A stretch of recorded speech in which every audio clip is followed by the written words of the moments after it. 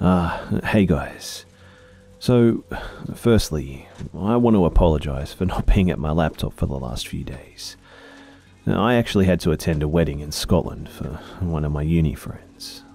They booked it midweek and, well, between you and me, I don't think it's going to last.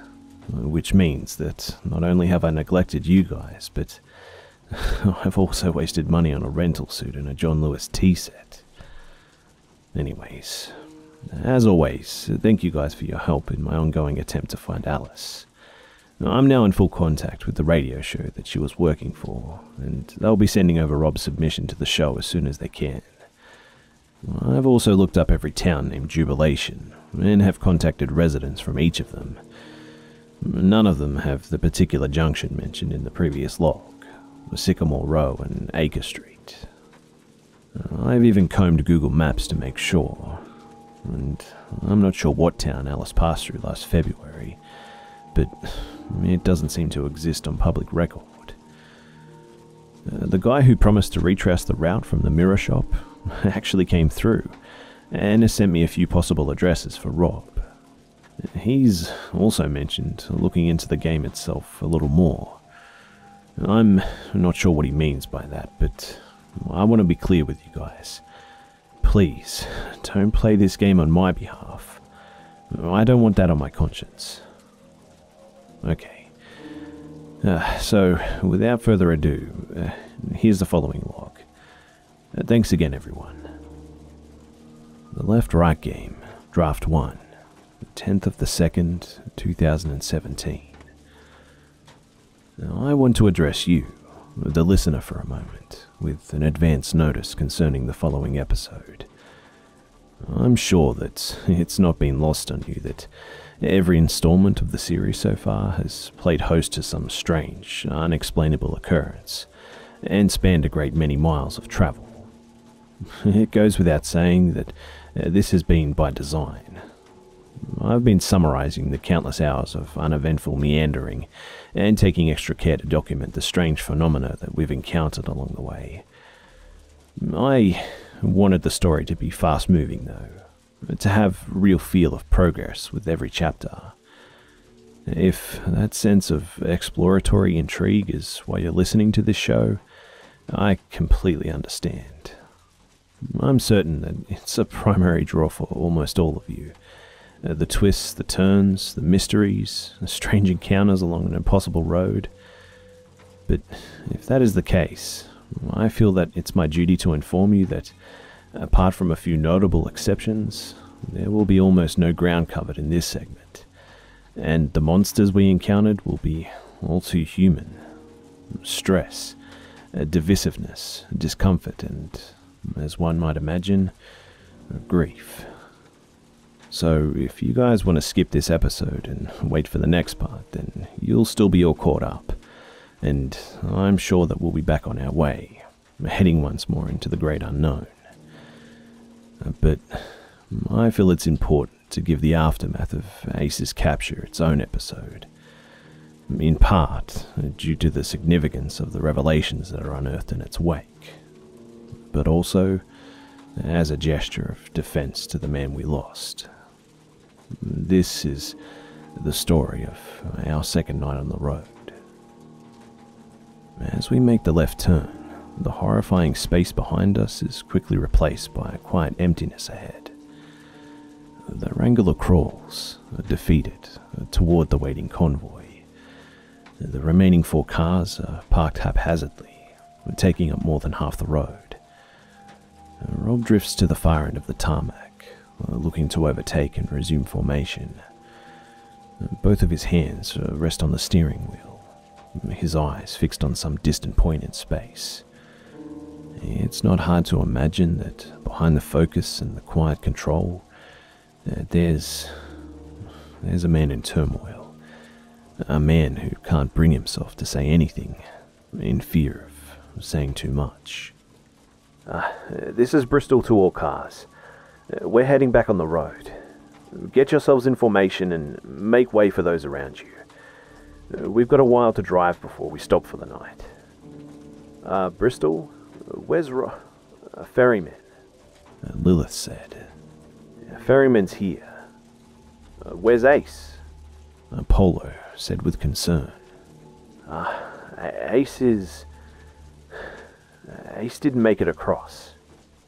What? Apollo said once more. What? What the fuck? Bristol, where is he? Lilith said. It would be simple to describe what had taken place, or at least summarize the barest facts. What happened to Ace and where he is now, why he isn't coming back. But for some reason, I can't utter a word about what's transpired. Something about the event itself makes it impossible to retell, as if the requisite phrases have been locked behind glass or something. We need to get to the stopping point, okay? It isn't safe to stay here. Shortly after we turned the corner out of Sycamore Row, Rob implied that the rest of the day's drive would be uneventful. Had he waited just a few minutes longer, he would have been entirely correct. We're on the road for another 4 hours, both of us quietly attending to our own preoccupations as the forest gradually thins out. The landscape gives way to rolling cornfields that stretch out beyond the horizon on both sides. Nothing notable happens, which is ironic, as I find myself typing up a lot more notes than I need. The sun descends through an orange sky as we pull into a clearing, beside a wild grove of apple trees. Rob turns off the ignition and the two of us just sit in silence. Rob's need to concentrate on driving had been a good excuse to stay quiet, a good excuse to not face each other. And now, the wheels aren't turning, however, and the true reason for our mutual reticence is all too clear. Do you think he's dead? I don't know. Rob's response isn't reassuring, and I'm oddly grateful for that. There are no comforting words that he can give me, and any attempt would have seemed horrifically insincere, a mockery of the situation's onerous gravity. Anyway, given the circumstances of Ace's capture, I'm not even sure which answer I want to hear. Lilith appears at my window, rapping her knuckles against the glass with an aggressive impatience. I'd expect nothing less about now. Everyone in the convoy has been made to follow a unilateral order, my order, without explanation. They've been traveling for hours, accompanied by the glaring absence of another human being. Looking in the wing mirror, I glimpse the rest of the convoy, standing by their cars, watching the Wrangler expectantly. Rob's hands still haven't left the wheel, too. With a sharp intake of breath, I push the door open and step out onto the grass. The ground is soft below me as I walk over to the group. There's recently been rain. I begin to address the rough semicircle. It almost feels like one of Rob's briefings. What's happening, Bristol? Eve says. Did Ace turn back? I meet Apollo's eyes. For the briefest moments, I considered telling them exactly that. Maybe it would save them the slow, heavy ache that's currently weighing down my chest. Maybe it would just save me from a difficult conversation. Either way, I know that I can't lie to them. They deserve the truth, however unpleasant. No, he didn't turn back. They crippled his car. You mean the tow truck? Well, did he get out? Lilith asks. The answer doesn't come easily. I'm being pressed to say the words aloud, and in doing so, to fully acknowledge what happened. It feels like I'm being driven to a funeral, like I'm being verbally marched towards an open casket. What happened to him? Bristol! He's dead, Eve. I hadn't heard Rob step out of the car when he reaches the group. It's hard to hide my relief as he takes over proceedings, addressing the group matter-of-factly. Now, it really is like one of his briefings. Two guys in the tow truck coming out of Jubilation. They got him. They took him back with them to town. The way they were treating him, he won't last long. Oh, goodness, Bonnie said. What? Rob, what are they going to do to him? Eve piped in. Honestly, I can't tell you. Nothing like this has ever happened before. Well, we need to go back, Lilith stated. That ain't gonna happen. Well, we're not going to fucking abandon him. Lilith, we're going back. No, we're not. Me and Rob can go. You know the place, right, Rob? Apollo suggested. The kid's dead, Apollo. But he was alive when you last saw him, right? Lilith said. Yeah, that's right. So, what point did you decide that he was dead? When I saw him being carried away with a fucking tow hook sticking out of his mouth. Fuck's sake. Rob shouldn't have said that. I understand his reasons, of course. He wants to convey an important truth. That nothing can be done, or could have been done, to save Ace. His ghastly choice of words does the job, but it also sends a ripple of disturbance through the crowd, planting in everyone's minds the gruesome image that I've been trying all day to uproot. Bonnie covers her mouth in shock and sorrow. Eve turns noticeably pale, and even Lilith, who's intent on leading the questioning, is taken aback. Did you see this, Bristol? I nod solemnly to Lilith. The group bristles at my affirmation. I saw enough. I had to close my eyes when it happened. Rob tried to save him until... Before I can finish my statement, my words are cut off by something truly unexpected. In spontaneous response to my words, a harsh outburst of mocking, sarcastic laughter rings out from within the convoy. One by one, we turn towards the source, until we find all of ourselves staring at Blue Jay. Her unapologetic chuckle fills the silent night air. Is something funny, Blue Jay? Blue Jay tries to speak through her, all too slowly, waning laughter. It's just... You call yourself a journalist. You closed your eyes. Oh my gosh. There it is. There it is. I'm sorry? Do you close your eyes for magic tricks too? What the fuck, Blue Jay? Eve says. Come on. This isn't the time. Apollo tries to defuse the situation. Oh, the time is well fucking overdue. Seriously? Are you all morons? The left-right game is a hoax. It's fake. Rob Guthard's played you all like fucking children. Ace is fine. He's probably an actor. Like the hitchhiker was an actor and those townspeople too. I mean, come on. The group is taken aback by Blue Jay's incredulous tirade.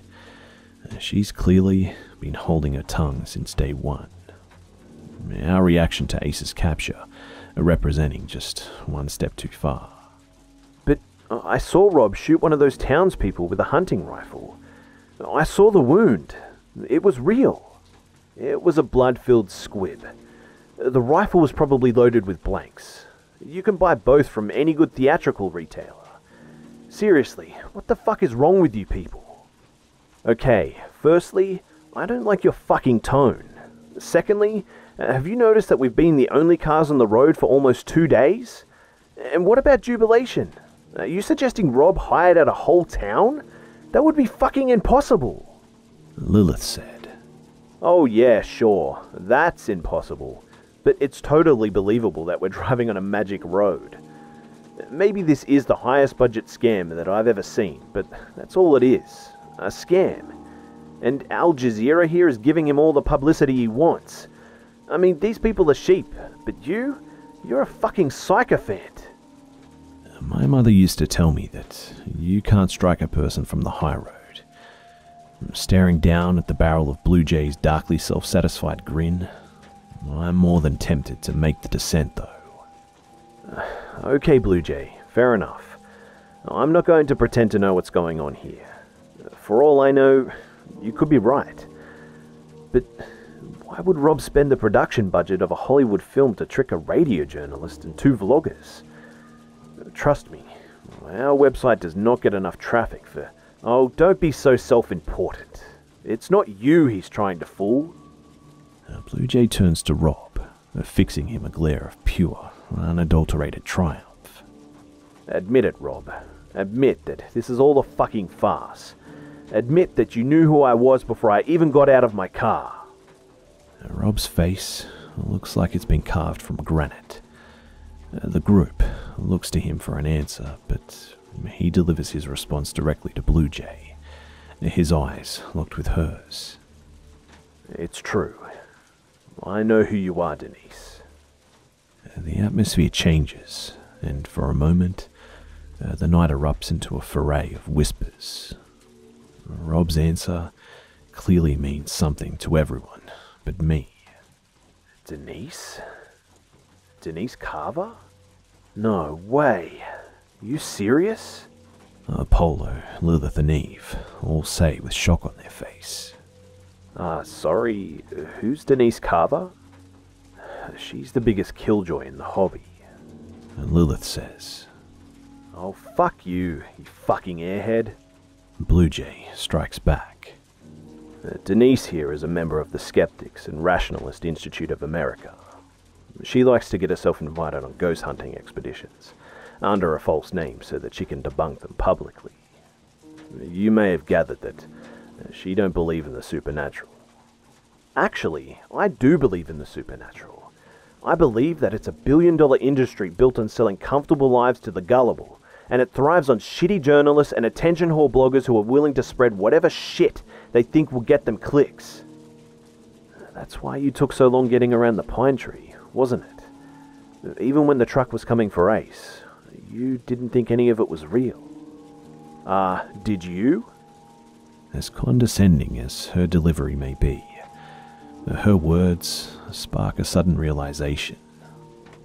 It's true that with an unspeakably high budget and a few deaf stooges, you could probably replicate most of what we'd seen on the road. Yet, without realizing it, I found myself agreeing with Rob's version of events, personally defending the left-right game's validity against its decriers. I'd set off on this journey, much like Blue Jay, as a staunch, confident skeptic, but somewhere between the tunnel and this moment, I'd become a believer. Blue Jay notes my lack of protest and turns back to Rob. I'm flattered that you went to all this trouble. I didn't know my work was so offensive to you. I admire your work, Denise. Always have. That's why I brought you along. That is bullshit. Tell your friend Ace that he can't act for shit. Blue Jay pulls a pack of cigarettes out of her coat, lighting up immediately, and goes to sit on the hood of a nearby car. Her demeanor clearly signals that her part in the conversation is over, though her words leave a bitter aftertaste for everyone involved. To sympathize, it must be exhausting, spending 2 days with people whose opinions are diametrically opposed to your own, having to listen in silence while they corroborate their own seemingly preposterous views. Having said that, however, I'm incredibly glad that she stopped talking. It reminds me of a time when we got on much better. The next question comes from Eve, her voice quivering. Can we die here, Rob? The quiet force of her words turns everyone's head back towards Rob. It's clear that others have been thinking the same thing, and they're looking to Rob for an answer. It's possible. The road ain't never killed anyone before. Not so long as everyone followed the rules, that is. But you did say in your emails that it was dangerous, right? Lilith said. Yeah, that's right. But you didn't feel like telling us that we could die out here. Rob turns to Lilith, clearly offended by her accusation. In the 1920s, John Ebenroe killed 36 people and violated their bodies. In one of your videos, you guys went to his home in Virginia looking for the man's ghost. Bonnie and Clyde once spent $500 to stay at the Iowa murder house, a place that's supposed to possess its victims and force them to kill each other. If you all honestly believed in what you're chasing, you would be accepting death as an outcome every time you step out. We're looking for evidence of another world. What we're doing here has the scientific significance of the moon landings, the cultural significance of Columbus reaching the Americas, and a whole lot of people dying doing both. If you accepted the risk of chasing down the ghost of a 2-bit serial killer, you should be willing to accept the risk of this. Lilith looks like she's been scolded by a parent. There's a fire in her eyes as she observes Rob, meeting his criticism with scorn. Oh, so it's Ace's fault? He should have just accepted the risk, right? He did accept the risk. Ace made his decisions. He saw the dangers of the road firsthand and he kept on going. I told you this place could be dangerous, and maybe you didn't take that seriously, but you're not going to treat me like I lured any of you here under false pretenses. We stand for a few moments in the uncomfortable void left by Rob's words, and no one's quite sure where to look. Well, what do we do now, Rob? Do we turn around? Apollo says. I ain't gonna make that decision for you. If you want to split off and head back, I suggest you wait till morning and stagger your leaving times by an hour or so. I ain't never seen nothing like what happened back there before, but this is the most people I've ever played the game with. Maybe that's doing something. What do you mean by that? Well, it's the only thing that's changed. The truth is, this ain't our world. By all rights, we shouldn't be here. Even when it's one car, the road always tries to discourage you. Maybe it's like bacteria in a vein or something. One or two might slip by unnoticed, but once it hits a certain point, it's like an immune response. You think the road's pushing back on foreign objects? Yeah, and the bigger the group, the more violent the response. It makes sense, until Blue Jay laughs once more. Hearing her reaction, I reassess what I'm saying, and I can't help but feel a little foolish at the idea. Maybe. It's just a theory. I don't know. Rob collects himself, regaining his composure. Either way, you all have the morning to decide if you want to keep on the road. Bristol, if you want to go home, you got to find someone to take you. I ain't ready to head back yet. He turns away from the group and marches to the Wrangler. I don't see him again for the rest of the evening, and I have no intention of bothering him. Even Lilith immediately crowd around me, asking if I'm alright and taking it in turns to disparage Rob's actions. I can't bring myself to join in. All I can bring myself to say is, can I charge my phone in your car? The group has very little to say for the rest of the night. A deep solemnity hangs in the air, dampening any semblance of good cheer like wet leaves in a dwindling fire. No one offers any conversation, and Apollo's reservoir of quips has run dry finally. Everyone's wondering where they'll be going from here, pondering the sort of person they are in circumstances such as this. Do they press on towards danger, or back towards safe and familiar ground? It's a question that they'll have to figure out for themselves, ideally before sunrise. I already have questions of my own. About an hour after Rob's departure, bidding farewell to the rest of the group, I walk over to Lilith and Eve's car. My bag is resting on the front seat, a black wire leading inside from the charging port. I've decided to not tell the pair that I've been charging the detonator for a military-grade explosive less than 10 meters away from them. Perhaps it will come out during broadcast. If you're listening to this, sorry girls. I pick up my bag and, checking that no one's looking, make a beeline for the apple grove. I march through the small wood, the air growing still, the sounds of the convoy quickly fading behind me. In the late evening darkness, with the moon shrouded by legions of crooked trees, I'm puzzled that I'm not more afraid. I've seen what happens on this road, and as I pass through the grove and into the neighboring field, intentionally isolating myself from the rest of the group, I'm quite aware that help won't be coming for me. Even so, as the corn rises up in every direction around me, I find myself almost incapable of fear.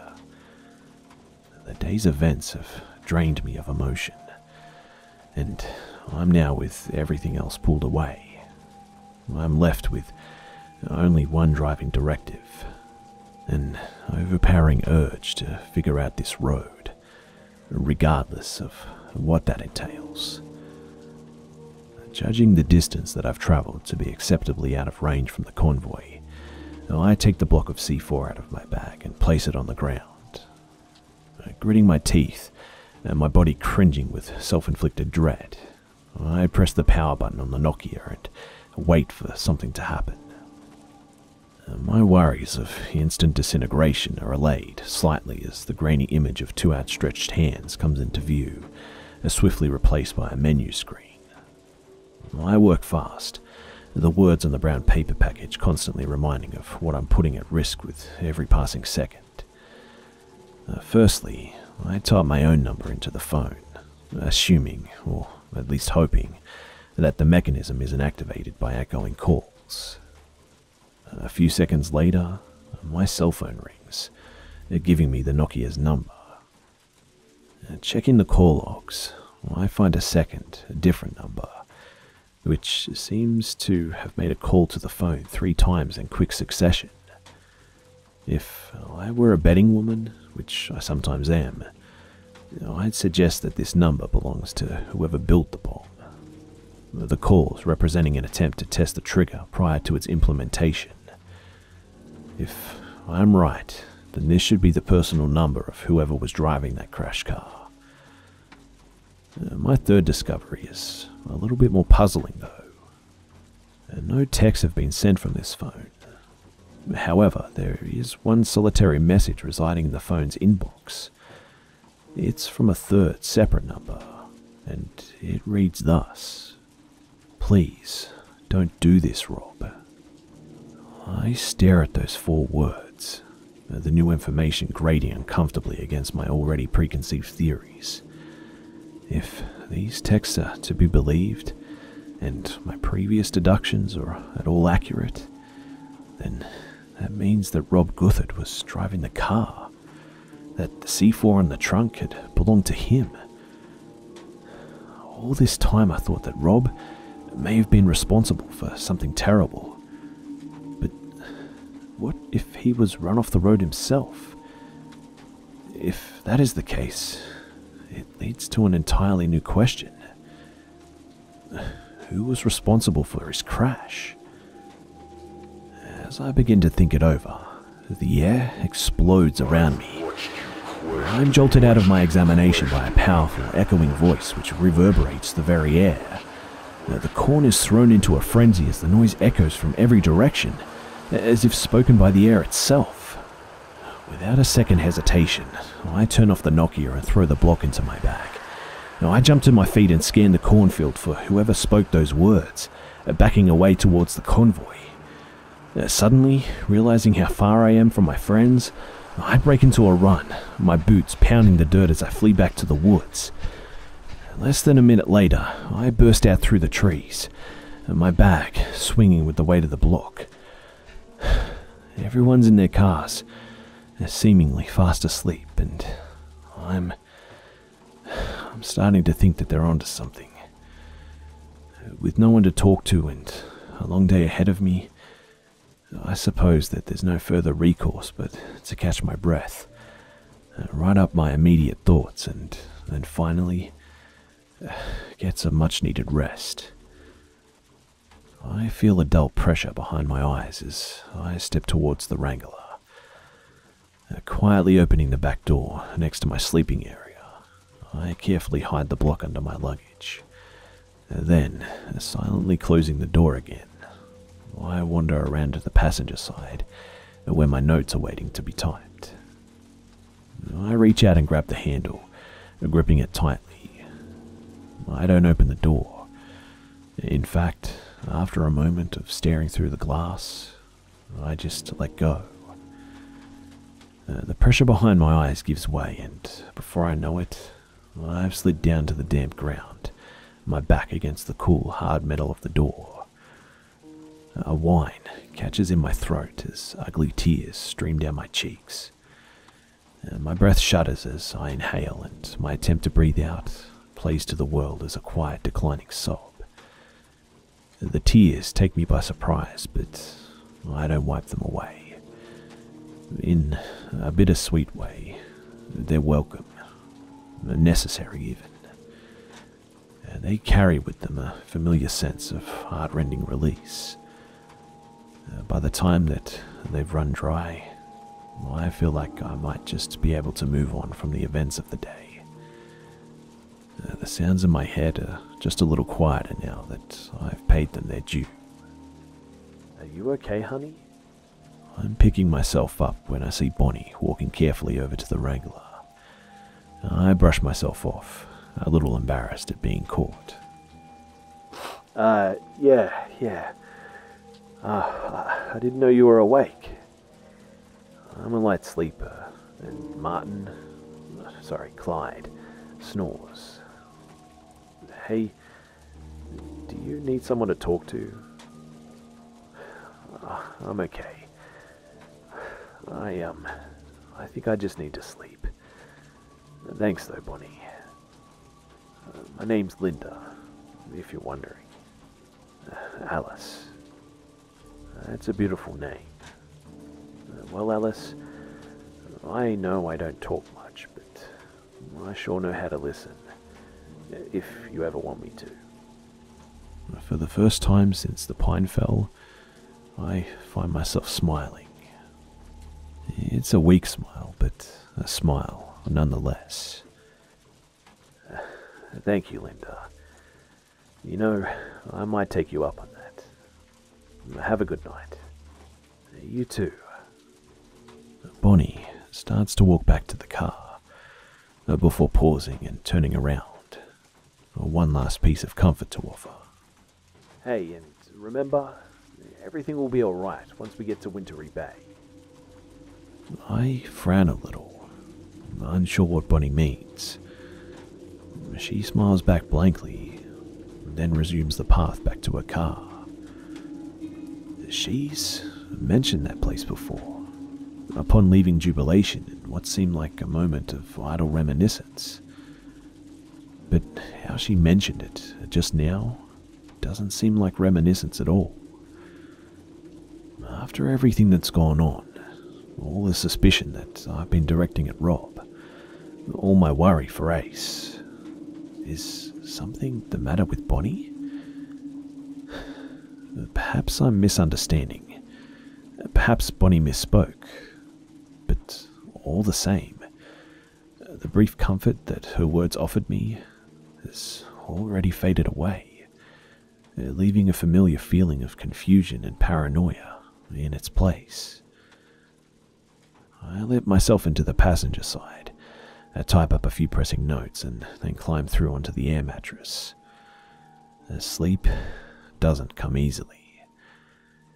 I close my eyes and try to convince myself that tomorrow will be better than this harrowing day.